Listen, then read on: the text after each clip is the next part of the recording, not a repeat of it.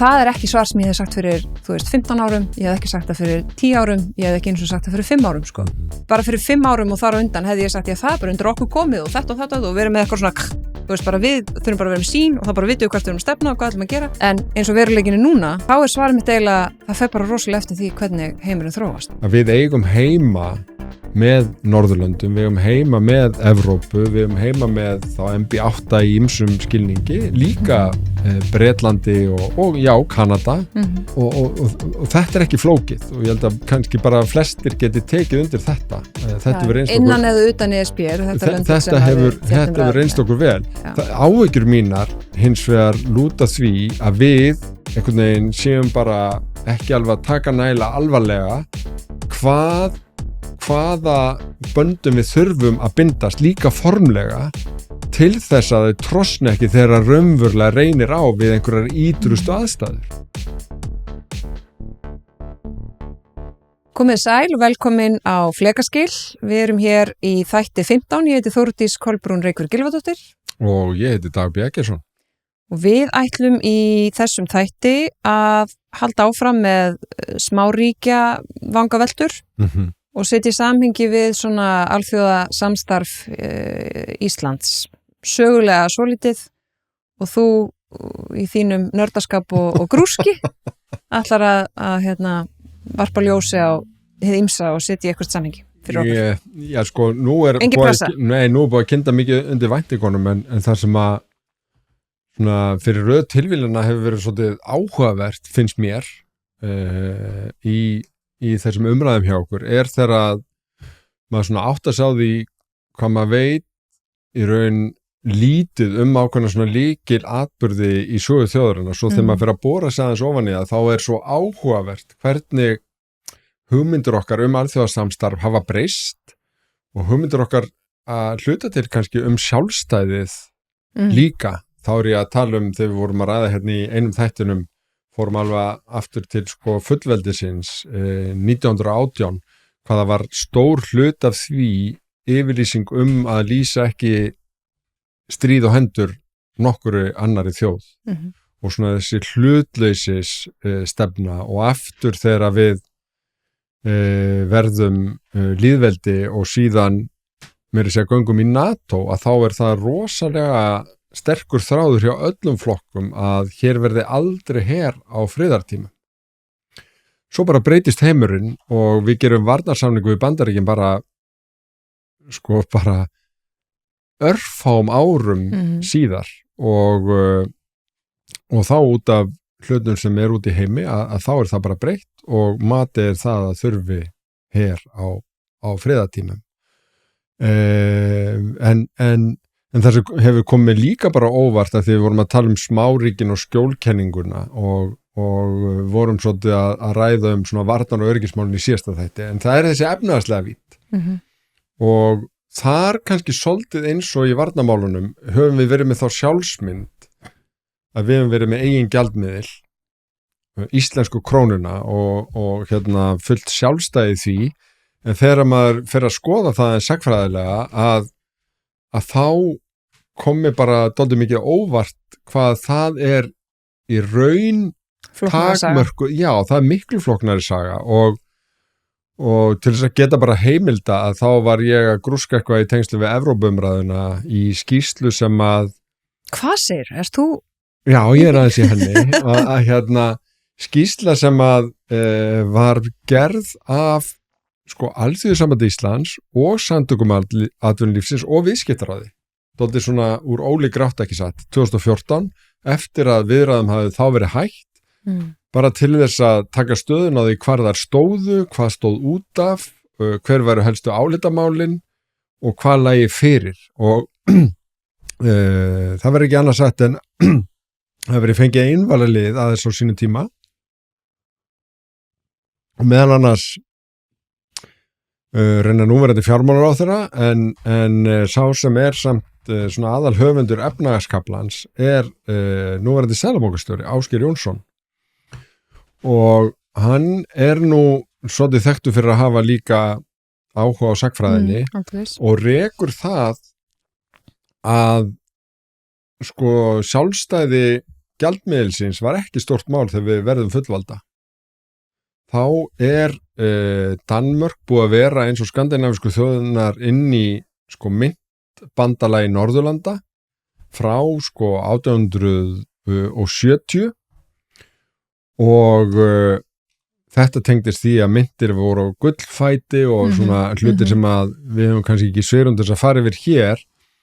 en það var alveg ljóst, segir í þessum texta og ég fengi það staðfest með að grúska meir í þessu að sko það var ekki hlut af sjálfstæðishugsjóninni hjá Íslendingum að myntin væri sjálfstæð og flyti bara á einhverjum alþjóðlegum gjaldeyrismarkaðum, þvert á móti að þá hefðu Íslendingar miðað við samtímaheimildir gjarnan viljað halda áfram í þessu norræna myntbandalagi og svo þegar það líður undir lok bara af ýmsum öðrum ástæðum eftir fyrra stríð að þá fara Íslendingar í það að reyna að tengja sig við breska pundið, væntanlega því að Bretar eru svona mikil viðskiptaþjóð. Svo þegar það trosnar upp úr því og það verður seinna stríð að þá grípa Íslendingar fyrsta tækifæri sem gefst til þess að vera með í alþjóðlegu samstarfi sem var kennt við Bretton Woods og eru auðvitað í höftum líka. Þannig að það bara mikil haftabúskapur og gjaldeyri skömmtun og vöru skömmtun og ég veit ekki hvað á Íslandi í gegnum þetta mikið og sko sum þessara hafta sem tengdust fjármagnsflutningum þurfti að afnema í tengslu við EES-samningin sem ekki fyrir sko 92-4. Þannig að þessi saga fram til þess tíma í raun saga þar sem að Íslendingar þó að kannski orðraðan væri önnur var að reyna að tengja sig við aðra gjaldmiðla, önnur myntsvæði og meiri segja þegar fjármagnshöftunum aflétt að þá þetta í aðdraganda þess að evran verður til og Íslendingar tengja sig með svona aukatengingu, auka-aðild, svona skuggatengingu við þýska markið og þar með í raun evrun á fyrstu árunum alveg frá 89 og fram yfir aldamótin, þannig að á þessum lýðveldistíma að þá ekki hægt að segja að svona einhver frjálsfljótandi íslensk króna sé eitthvað fyrirbæri sem að sé til. Það ekki samofið sjálfstæði. Nei, það eiginlega þvert á móti það að þegar sko eins og Bretton Woods kerfið hrynur, að þá hrynur eiginlega krónan með og við fáum bara sko ofur verðbólgu 8. áratugarins bara með þekktum afleiðingum og ein af svona megin sko niðurstöðunni að það sé til eitthvað sem kallað ómöguleg þrenna. Sjálfstæð peningastefna eitt, fast á stöðugt gengi og frjálsir fjármagnsflutningar. Íslendingar verður alltaf að velja bara tvennt af þrennu. Að því að þegar það sjálfstæð peningamálastefna og fast á stöðugt gengi þá fáist það ekki nema að vera með einhvers konar höft á frjálsum fjármagnsflutningum og öfugt. Að ef þú ert með sjálfstæð peningamálastefna og frjálsa fjármagnsflutninga þá ert ekki með stöðugt gengi. Og þetta þar sem hefur komið svolítið óvart í raun hvað þessi svona sögulega vitt hefur lítið verið rætt en kannski að maður sanngjarn og tekur inn umræðuna að þá nú eiginlega bara allir í þessari Evrópuumræðu eða hvaða umræðu sem samt svolítið sammála að krónan sé ekki lausn heldur vandamál. Já, komdu nú með. Nei, mér finnst bara alveg hluta umræðinu vera bara jú, ok, það kannski margir sem segja bara við ég meina það alveg mér finnst alveg vera talsverður hópur sem segir sko að sjálfstæð peningastefna sé bara, þú veist, það vegi rosalega þungt og það mörg rök sem nýja því sannarlega en segja líka að þú veist, íslenska krónan sé náttúrulega aldrei sko vandamálið heldur bara, þú veist, og ég hef sjálf sagt, ég meina gjaldmiðill hitamælir, þú veist, hún bara, hver sem gjaldmiðillin að þá mælir hann bara hitastig í hagkerfi og þú veist, alveg eins og ég meina, ég hef Þú veist, það auðvitað þannig að rökin gegn því að taka upp evru finnst mér fyrst og fremst vera, sveigjanleiki við að vera með sjálfstæða peningastefnu og síðan B að það, sko, við tökum út sveiflur, þú veist, í gengi fyrst og fremst en ef að við værum með evru að þá myndum við taka út þessar sveiflur í atvinnuleysi og það myndi hafa slík áhrif á svona samfélagsgerð okkar, þú veist, og bara viðhorf til vinnu og virkni og svoleiðis að þannig að mér alveg þótt, þú veist, ok, ég held ég get ekki talið upp marga í nýsköpunargeiranum í breiðri merkingu þess orðs eða þeirra starfsemi, allt frá frumkvölum yfir í stórfyrirtæki sem að myndi halda fram að íslenska krónan væri algjörlega meiri háttar í þeim viðskiptum, þú veist, ég veit engan, sko og þú veist, vannu þetta þétt með þeim geira í halvan áratug, sko En þetta auðvitað rétt, þetta heyrir svolítið en svo komið og mér finnst þessi atvinnuleysispunktur, þú veist, mér finnst hann algjörlega valid, þú veist, eitthvað, ég meina það alveg sama hvaða gjaldmiðil þú ert með, þú tekur alltaf út sveiflur með einum öðrum hætti og þú getur, þú veist, og með okkar gjaldmiðli gerur og Ásgeir nefnir þetta reyndar að það sé bara sögulega mjög athyglisvert hvað og þá ég að tala með þennan texta frá 2014 það sögulega mjög athyglisvert hvað Íslendingar leggja mikla áherslu á lágt atvinnuleysi þannig að þeir voru tilbúinir að lifa við óðaverðbólgu upp á 10% á 8. áratugnum en voru ánægð með því að atvinnuleysi var eða undir 1% sem í raun bara fyrir neðan þar stundum hefur verið kallað náttúrulegt atvinnuleysi og ég ætla alls ekki að gera lítið úr röksendu var þetta atvinnuleysi, atvinna bara skipti mjög miklu máli en það sem hefur kannski svolítið kristallar svo gerir það strax í þessum skrifum 2014 og núna í nýjustu úttektinni sem var gerð af hálfu sérfræðinga fyrir fjármálaráðuneytið að krónan þeirra betur aðgáð reynist vera sko magnari frekar en sveiflujafnari og eiga til dæmis í hruninu bara hluta að máli að því að þetta var bæði sko efnaðaskreppa og svo gjaldeyriskreppa og í raun ýkti sveiflurnar og það er í samræmi við það sem að Ásgeir segir, það var ekki við það ráði nema að setja höft og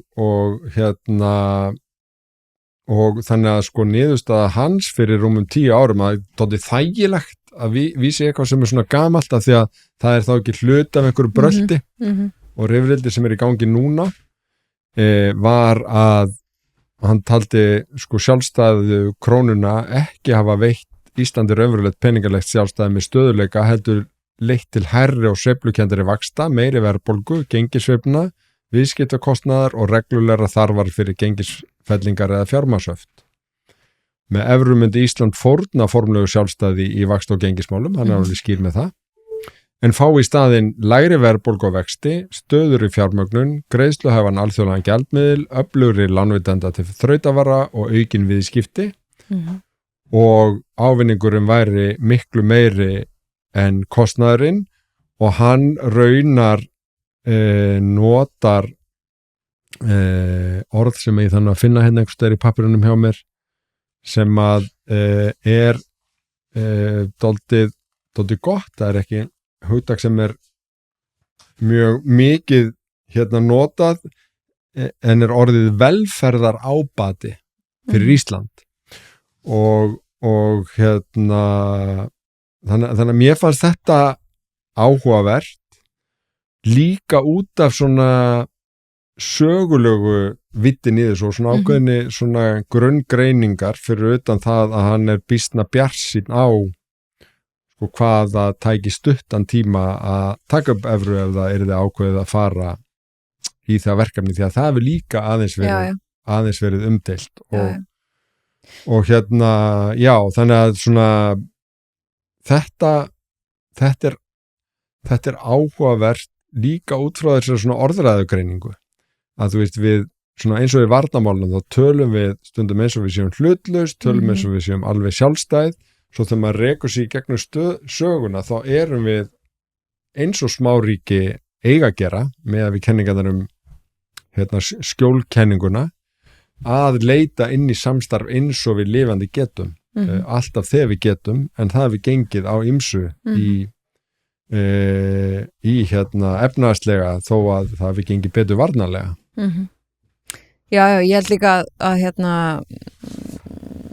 þú veist, mér finnst áhugavert að hann segja að það myndi ekki taka mjög langan tíma. Ég held að hluta til sé það líka sko bara pólitískt mat, sem sagt hverju sinni, hversu langan tíma það taki. Auðvitað, ég meina Ísland þyrfti að uppfylla ákveðin skilyrði og við uppfyllum sum þeirra, önnur uppfyllum við ekki. Við erum með meiri verðbólgu heldur en heimilað þú veist, yfir ákveðin tíma og í samburði við önnur lönd innan Evrópusambandsins. En líka sko, þetta hef ég nú svo sem áður sagt sko, það væri þetta í mínum huga svona ágætis leið fyrir að sameinast það að gera hvað við getum til þess að annars vegar uppfylla þessi skilyrði, þannig að þau sem vilja taka upp evru og gangi í ESB ættu að vilja gera breytingar hérna á Íslandi til þess að geta uppfyllt þessi skilyrði eða til þess að við uppfyllum þau sem vilja ekki taka upp evru og kannski mörg þeirra að þau vilja ekki gangi í ESB ættu líka að vilja ná þessu fram, þessum kerfisbreytingum til þess að þá verðbólgan fari niður og vextir, við sjáum raunverulega vaxtalækkanir ekki einhvern veginn yfir skamman tíma heldur varanlega. Þannig að ólíkum ástæðum ættu fólk að geta samanast það. En okkur hefur ekki tekist það að hinga til og ég sé engin merki þess að það sé mikil stemming fyrir því, þú veist, og við tölum norræna vinnumarkaðsmódelið en við erum náttúrulega ekki með norræna vinnumarkaðsmódelið, þú veist, við erum ekki með ríkissáttasemjari hefur ekki þær heimildir sem að ríkissáttasemjari á Norðurlöndunum hafa, þú veist, á Norðurlöndunum fundið út úr því hvað, sem sagt, það hort til útflutningsgreinana, hvað til skiptana og svo reyfist það hvernig á að skipta því eða tekist á það. Við bara svolítið gerum það sem að, þú veist, okkur hendar og ég heyri ekki betur en að það séu ein helstu rök til að mynda Sólveig Önnu gegn aðild að vilja halda í það og það þú veist, bara gott og blessa að það séu rök þar, sko, en Sjálfstæðisflokkurinn hefur hingað til verið mjög ósammála þeirri nálgun og vilja ná svona frekari aga, þú veist, og ramma utan það. Á meðan að, þú veist, aðrir sem að vilja taka upp evru og gangi í ESB eru samt ekkit sérstaklega hrifnir af því að veita ríkissáttasemjari frekari heimildir til þess að, þú veist, þannig að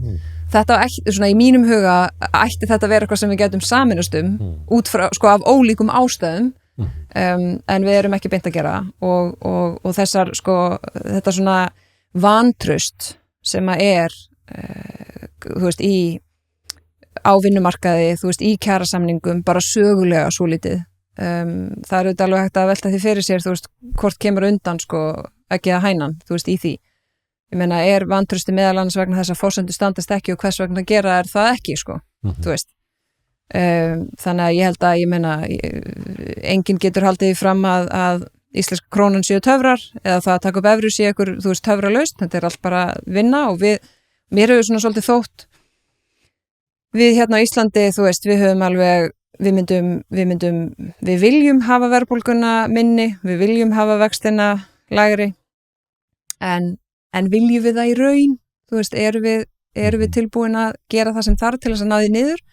og hversu langt hægt að ná því niður með íslenska krónu, með sjálfstæða peningastefnu, sem að virkar eins og hún virkar núna, þú veist, út frá vöxtum, út frá, ég meina, lífeyrissjóður eru hérna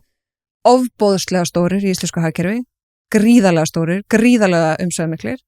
Þeim ekki algjörlega sjálfvaldsett hvar þeir fjárfesta, þú veist, meðal annars út frá styrk sínum, þú veist, þannig að það ég meina, það raunverulega margt í mörgu hér, sko, og hérna, og mér veist svona, þú veist, það auðvelt að handvelja bara einhvern veginn rökin sem að, þú veist, henda einhverjum ákveðnum málstað, sko, en þú veist, það bara raunverulega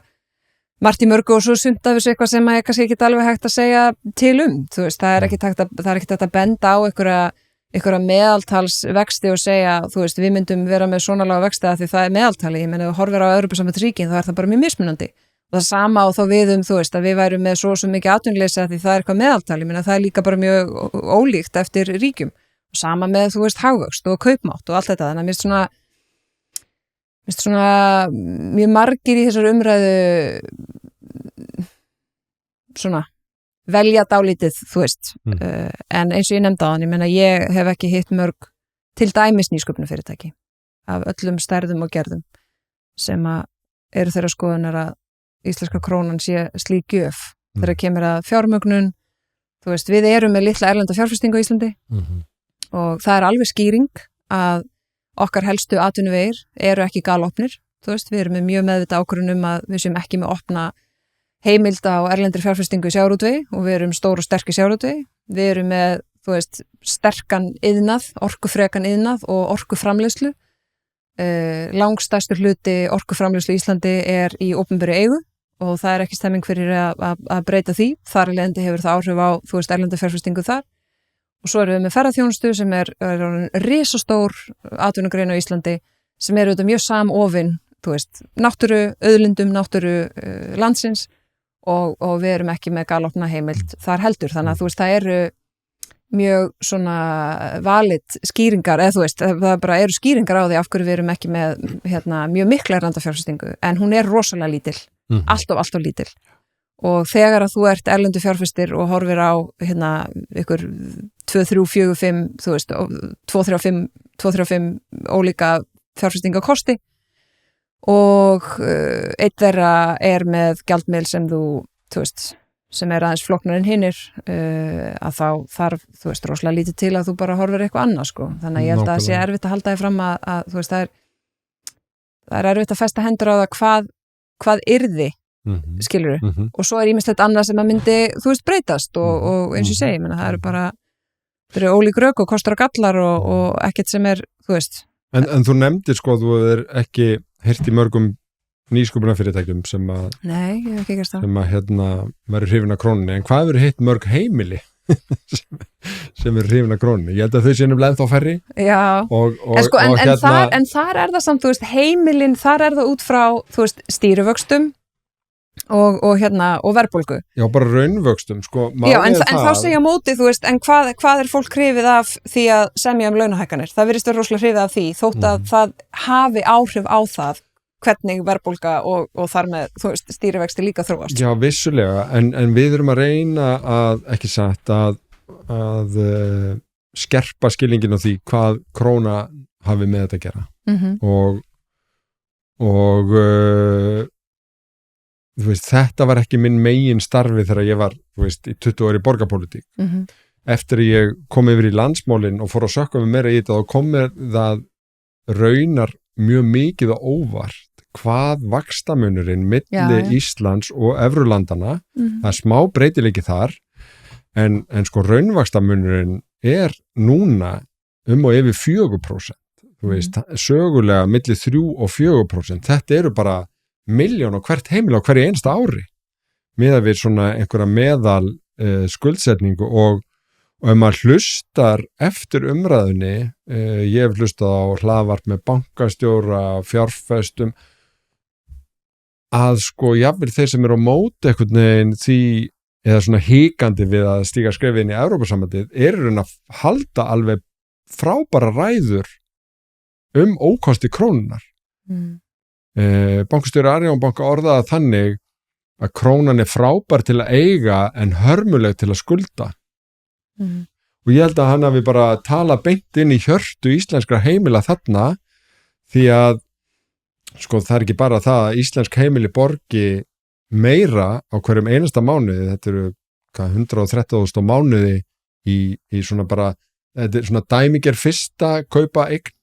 sem var notað sem dæmið 113.000 meira sem þetta borga og þú eignast minna í íbúðinni vegna þess að bankin, bara fjármagnskostnaðurinn er bara svo miklu meiri á Íslandi að það tekur mikið meiri tíma að eignast eitthvað í eigninni, þannig að veist, þetta eru svona eitthvað sem að hrópar á en í svona okkar samhengi að þá snýst þetta líka kannski aðeins bara ég segi ekki góðsagnar sjálfstæði en þegar það búið að greina þetta svona niður og ég held að Ásgeir tilfæri að sko þeim 78 ríkjum sem eru undir 2 milljónir með undir 2 milljónir íbúa þá sé eitt ríki sem sé með sjálfstæða fljótandi mynt og það erum við. Þannig að sko við erum að reyna að glíma við eitthvað, erum að reyna að grípa í eitthvað svona alþjóðasamstarf í gegnum alla lýðveldissöguna, grípum reglulega til hafta sem oft bara gilda yfir áratugi og eins og þú segir leðið meðalans til þess að erlend fjárfesting bara mjög lítil, leðið til þess að Svo horfum við á kaupmátt og fólk vill kaupmátt og við byrjum það saman við aðra og segja, herri, við erum með meiri kaupmátt. Já, en það sko tímabundið og verðbólgan tæki hefða svona hálf óbeint nota til þess að minnka kaupmátt og ég sé ekki að við getum verið mjög nostalgísk yfir svona höfrungahlaups kjarasamningum. Nei, í orði vill það enginn sko, en á borði verðast vera stemming fyrir því, aftur og aftur og aftur og aftur. Það rosalega erfitt fyrir bara eins og fyrirtæki ferðarþjónustu að þurfa að vera eiginlega með bara eigin greiningadeild í að spá fyrir einhvern veginn þróun efnahagsmála. Þau þurfti eiginlega að vera með svona eins og gengisláni voru, mástu, bara að snúa í við, þú veist. Þau þurfti eiginlega að verðleggja sig bara í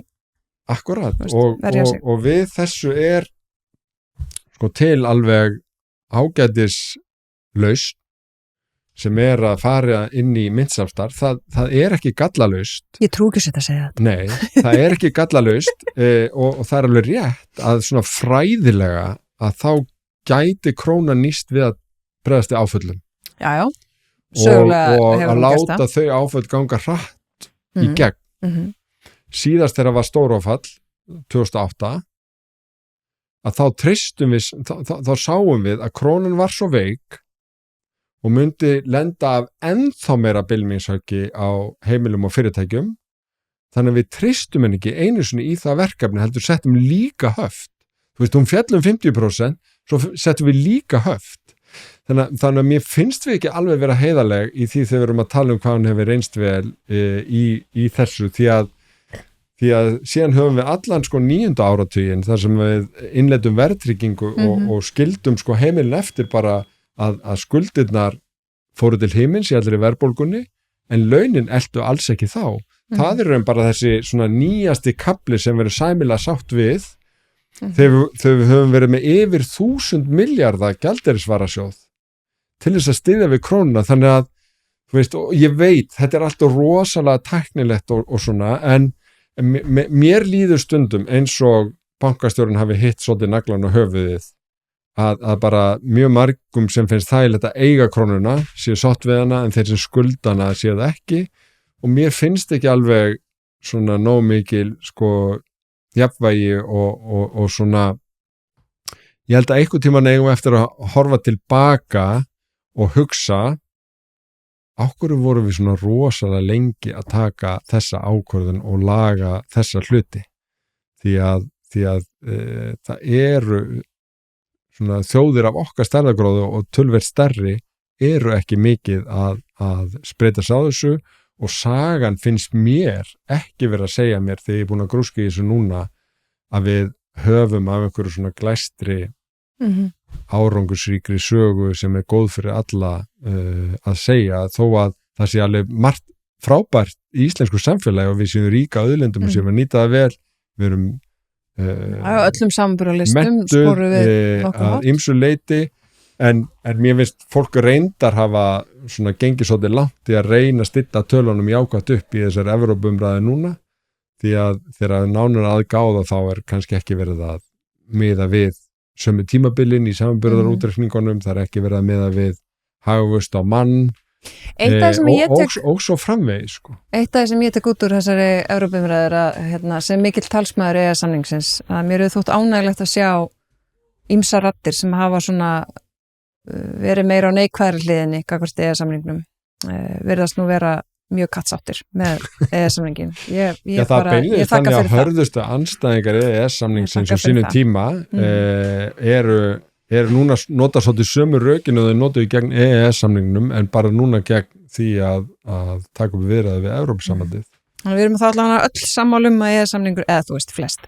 sammála við verðumst vera fleiri sammála að EES-samningurinn sé góður samningur fyrir Ísland. Það eitthvað til að bara og hvað var hann? hann var það að verða hluta fjórfrelsi innan Evrópu, að bindast nánari böndum við okkar langstærsta viðskiptasvæði og markaðsvæði sem er Evrópa, og að fyrirtæki sem hér starfi geti treyst í að sömu reglur gildi, að almenningur og neytendur geti treyst í að sömu reglur gildi, og þetta felur auðvitað í sér eitthvað sem við getum kallað sjálfstæðisafsal, þar að segja, já, við viljum þessar samræmdu reglur, þannig að sé auðveldara fyrir fyrirtækin okkar að starfa, fólk viti svona á hvaða grunniði starfa, það sé auðveldara fyrir fólk að ferðast og mentast og vinna í öðrum löndum og svo framvegis. Þetta var miklu stærra skref heldur en hugsanlega aðaldi að Evrópusambandinu myndi vera. Þetta svona 75% af löggjöfinni. Fyrir svona daglegt líf fólks, þú veist, ef við værum með EES-samning á sunnudegi og í ESB á fimmtudegi, þú veist, þá held ég svona að fólk myndi ekkert finna svo rosalega kannski fyrir því. Stjórnskipulega eru þetta, þú veist, má segja, er það stigsmunur eða er það ekki eðlismunur, þú veist, annars vegar vegna þess að það liggur fyrir að það þarf að breyta stjórnarskrá til þess að geta gengið Evrópusambandi, af því það er slíkt, þú veist, framsal á valdi, þrátt fyrir við værum augljóslega áfram fullvalda þjóð og ekki hægt að halda öðru fram. En hins vegar að þá náttúrulega er eðlismunurinn sá að, jú, við sko samþykjum og gerum samning að við skuldbundum okkur til þess að taka upp alla þessa löggjöf og vera með þessar, þú veist, reglur eins hér og alls þar annars þar í þá okkar fyrirtækja og annara hér, þess að hingað. En eðlismunurinn er sá að allar þær reglur fara í gegnum þinglega meðferð á Alþingi sem auðvitað myndi, þú veist, breytast og á því auðvitað máli segja sé, sko, stjórnskipulegur eðlismunur, þú veist, þannig að til þess að vera, þú veist, alveg já, en nú hefur þú verið lengur á þingi en ég og myndir ekki segja á móti kemur að þá kæmi Ísland fyrr að allar þessar lagarsetningu, því að jafnvel þó að þingið komi að því að innlega þessar gerðir sem ákveður að taka inn í EES-samningin, þá er nú kannski við skulum ekki ofselja hversu mikil áhrif Alþingi getur haft á lagarsmíðina. Nei, annars vegar það og hins vegar líka, sko, á pappír er þetta, þú veist, að forminu til er þetta nákvæmlega sama þinglega meðferð og önnur lagafrumvörp. Þú veist, þau koma frá ráðuneyti gegnum ríkisstjórn eða stjórnarfrumvarp, fá samþykki þingflokka stjórnarflokkana, eru lögð fram á þingi, ráðherramæli fyrir þeim, þau fari 3 umræður á þinginu og hægt er að gera, þú veist, fá sínu þinglu meðferð, hægt er að gera breytingar, umsagnar, allt þetta. En að forminu til er þetta nákvæmlega sama leið, en í veruleikunum er það þannig að langflest EES-mál fá, ég held að megi alveg segja, aðeins annars konar meðferð. Þú veist, þær fá ekki sömu ítarlegu meðferð af því þetta er EES-innleiðing sem að, þú veist,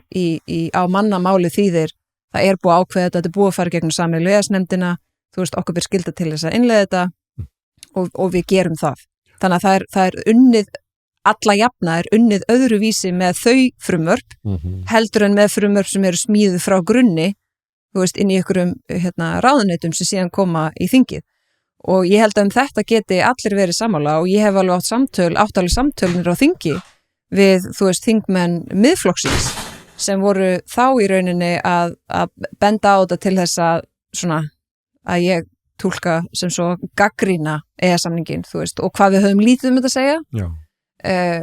En á hinbógin er þá, þú veist, en auðvitað er munurinn þá ef við værum inn í Evrópusambandinu, þá náttúrulega bara er löggjöf þar, þú veist, hún bara verður að lögum hér og fer ekki einu sinni í gegnum, þú veist, þessa meðferð, skilur. En þá komum við samt að umræðinu hvern hún á að vera og á ákveðnum lykilsviðum þó við munum ekki vera lykilaðilar í öllu, ekki frekar en við erum núna,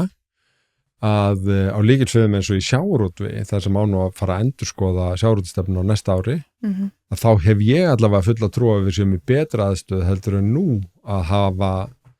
hafa veruleg áhrif og raunar, sko, sem nýr þingmaður þá heyrist mér helsta gagnrýnin á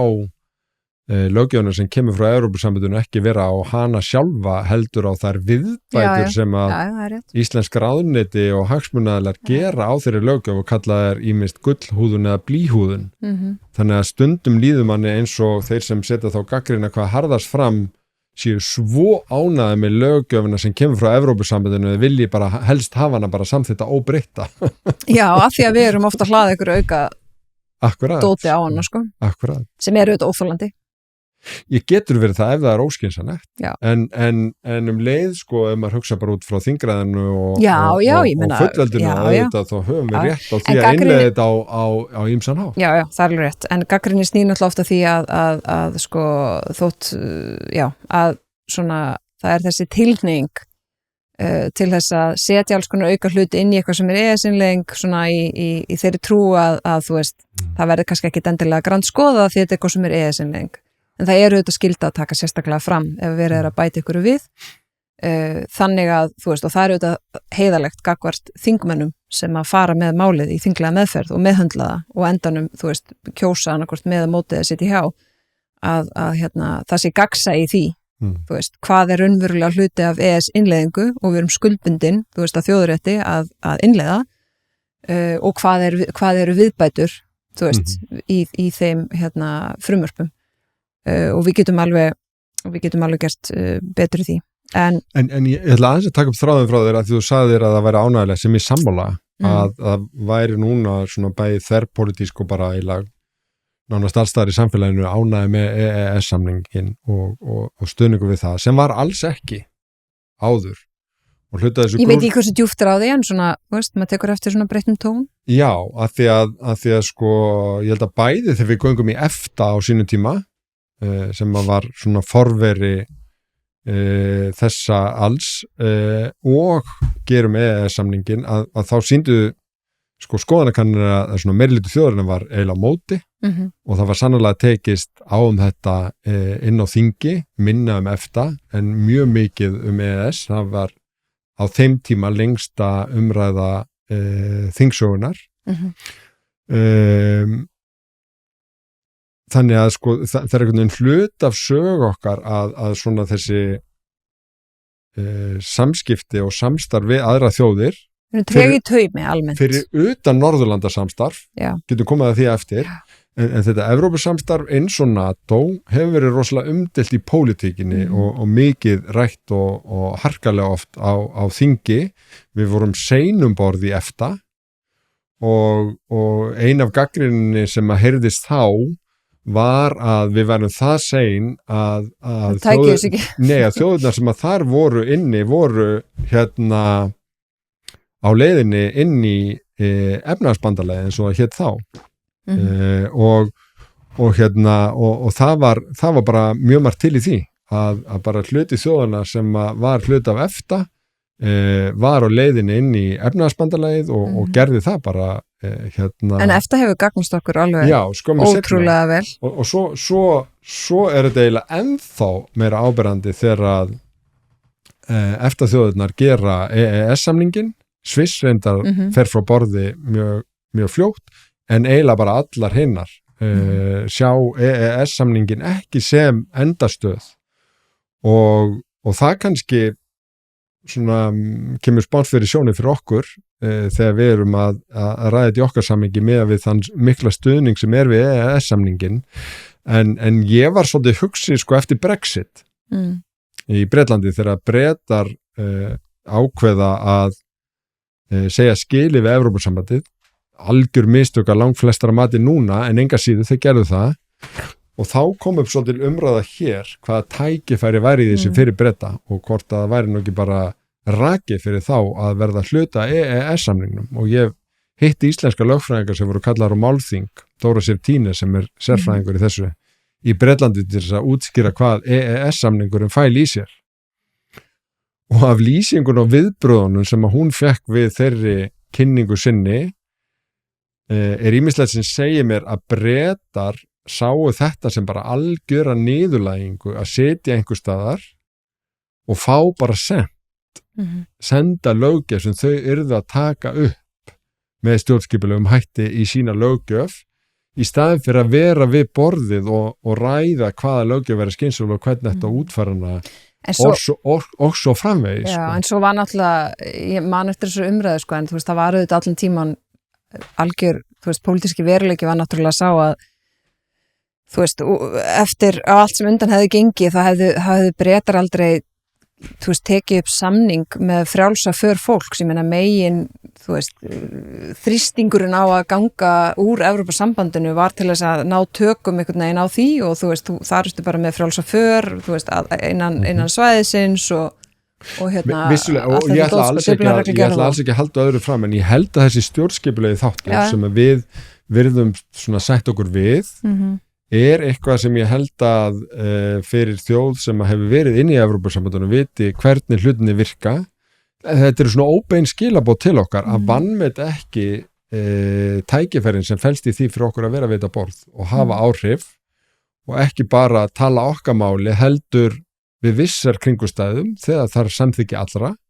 þá þurfa allir á okkur að halda. Þannig að það er ekki þannig eins og sért valdalaus inn í sambandinu, heldur geturu með bæði þínum rökum og málflutninga en líka með því að hafa völd, vera við borðið, haft áhrif í málum sem eru líkil mál fyrir okkur. Já, ég meina, ég held alveg að, þú veist, inn í Evrópuþinginu sem auðvitað nú kannski ekki svona aðalatrið í þessu Evrópusambands samstarfi öllu saman, sko, þá er nú Evrópuþingið ekki meinatrið, en þú veist, þar situr fjöldin allur af fólki og þar náttúrulega fer þetta starf meira fram í einhverjum flokkagrúpum heldur en, þú veist, landagrúpum, sko. En þú veist, líkur auðvitað fyrir að við værum þetta með örfá einstaklinga í yfir 700 manna hópi og síðan ertu með, þú veist, ráðherra, þar sem að allir fá einn, þannig að ég held að, ég minna að þú veist auðvitað væru ýmis mál sem við myndum beita okkur sérstaklega og allt það, sko, en svo er þetta alltaf gríðalegt umfang og alls konar mál og við værum, þú veist, með þá fáa þarna inni og allt það. En ég held að... En hvað heldur til dæmis ef þú hugsar einhvern veginn reynslu okkar af formlegu og óformlegu varnarsamstarfi, til dæmis samstarfið við Norðurlöndin og Eystrasaltslöndin í NB8 og svona, þessi svona landahópar, því að ég tek svolítið eftir því að sko löndin í Norður-Evrópu, þau eru ennþá meira spennt yfir því að fá okkur þarna inn heldur en löndin í Suður-Evrópu og ég held að það sé svona að við bætist þá í hópin og þau eru að gera það. Þannig að svona og meiri segja í varnarsamstarfi, þú veist, þar auðvitað höfum við, þar er framlag okkar náttúrulega mjög takmarkað, sko, þannig að þú veist, við erum, þannig okkar svona leverage, ef maður má sletta okkar svona þyngd, þú veist, það er ekki eins þungt í okkur pundið, einhvern veginn að vera að gera okkur mjög gildandi og vera einhvern veginn að, þú veist, setja aðra í röð í varnarsamstarfi, þar sem bara, þú veist, framlag okkar og geta og burðir eru bara, þú veist, annars eðlis heldur en allra hinna, fyrir utan landfræðilega legu og pólitíska samstöðu og þú veist, allt þetta. Þannig að svona pólitískt, þú veist, þá væri það, myndi ég halda, það er annað og stundum meira og auðvitað í ákveðnum, þú veist, málaflokkum. Og svo í öðrum málaflokkum náttúrulega bara minna og auðvitað, ég menna það, þú veist, önnur minni ríki sem eru samt miklu stærri en við, hvart auðvitað yfir því að þú veist, ráðandi aðilar en Evrópusambandið séu mjög ráðandi og allt það, þú veist, það er bara, ég held að enginn ætti að einhvern veginn að halda öðru fram, sko, þú veist, það er bara eins og það er. Og síðan náttúrulega bara veit maður ekkert, þú veist, hvernig Evrópusambandið sem slíkt mun þróast, þú veist, í gegnum svona bara einhvern veginn, þennan svona storm sem að, þú veist, og maður áttar sig bara ekki á hversu tímabundin er hann, eru við í upphafa á einhverju, eru við í honum miðjum, þú veist, er þetta til skemmri tíma og líður svo einhvern veginn hjá, eða eru við bara að byrja eitthvað sem að tekur mjög langan tíma, mörg ár, skilur að verfiðum tímum og það er mjög erfitt að segja til, ég allan treystum mér ekki til að segja til það, en ég var nú spurð bara í morgun, þú veist, hvernig sérðu hvar heldur að Ísland verið statt eftir 10 ár? Hvernig sérðu fyrir, þú veist, Ísland eftir 10 ár? Og ég komur aðeins óvart hvað ég er svona, þú veist, að því maður telur svo vera með eitthvað mjög skýra sín, sko. Ég bara sá það ekki almennilega fyrir mér og ég enda að segja, ég held bara að það muni fara rosalega eftir því hvernig heimurinn þróast. og það ekki svar sem ég hef sagt fyrir, 15 árum, ég hef ekki sagt það fyrir 10 árum, ég hef ekki eins og sagt það fyrir 5 árum, sko. Þá bara, bara fyrir 5 árum og þar á undan hefði ég sagt, já, það bara undir okkur komið og þetta og við erum með eitthvað svona, bara við þurfum bara að vera með sín og þá bara vitum við hvert við erum að stefna og hvað ætlum að gera. En eins og veruleikinu núna, þá svarið mitt eiginlega, það fer bara rosalega eftir því hvernig heimurinn þróast. Og hvort sem okkur líka betur eða ver. Og það það sem að mér finnst svona, það erfiðar að sjá það fyrir sér, af því að það bara, þegar það eru svona miklir sviftivindar einhvern veginn, og það erfitt átt að sagði hvort þetta upphaf eða miðja, eða hvort þetta verður í lagi, eða verður þetta ekki í lagi, og hvað gerist þangað til þetta verður aftur einhvern veginn í lagi og eitthvað, að þá bara er bara okkar staða, allt frá bara verðbólguvæntingum, skilurðu, og vaxtastígi og bara útflutningsverðmæti og aðgengi að mörkuðum og lífskjör og lífsgæði og svona öryggi og forgangsröðun og bara svo framvegis, sko. Hvar verður við stödd, sko, yfir í jafnvel bara raunverulegt fullveldi, sko. Ég bara, og ég hefði ekki trúið, ef ykkur hefði sagt við 25 ára dísu, sko, að maður væri einhvern veginn með þessa vangaveltur núna, sko, en ég held að sé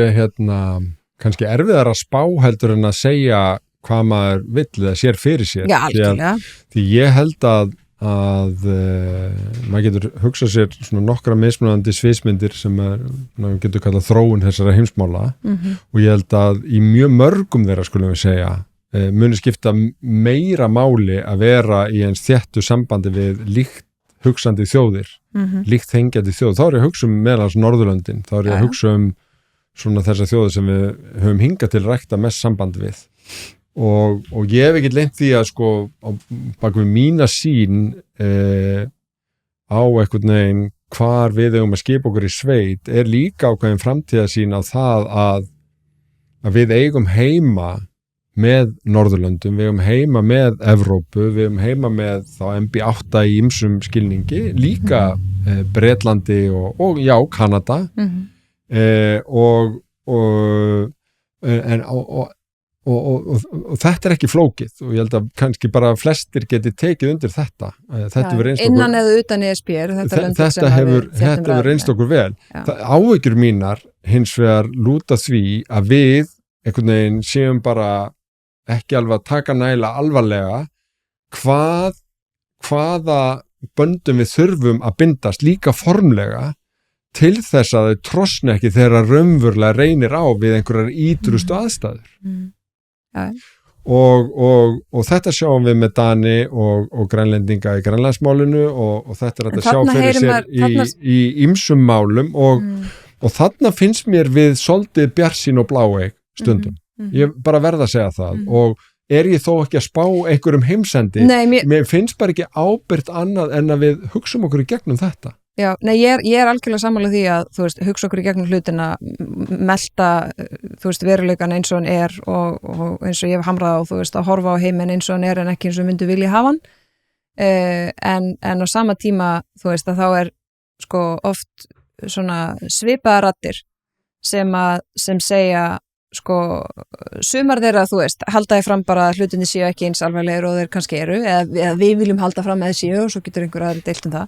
og síðan finnst mér líka dálítið ríkjandi og ég skil það alveg, ég tengi alveg aðeins við það að þetta svona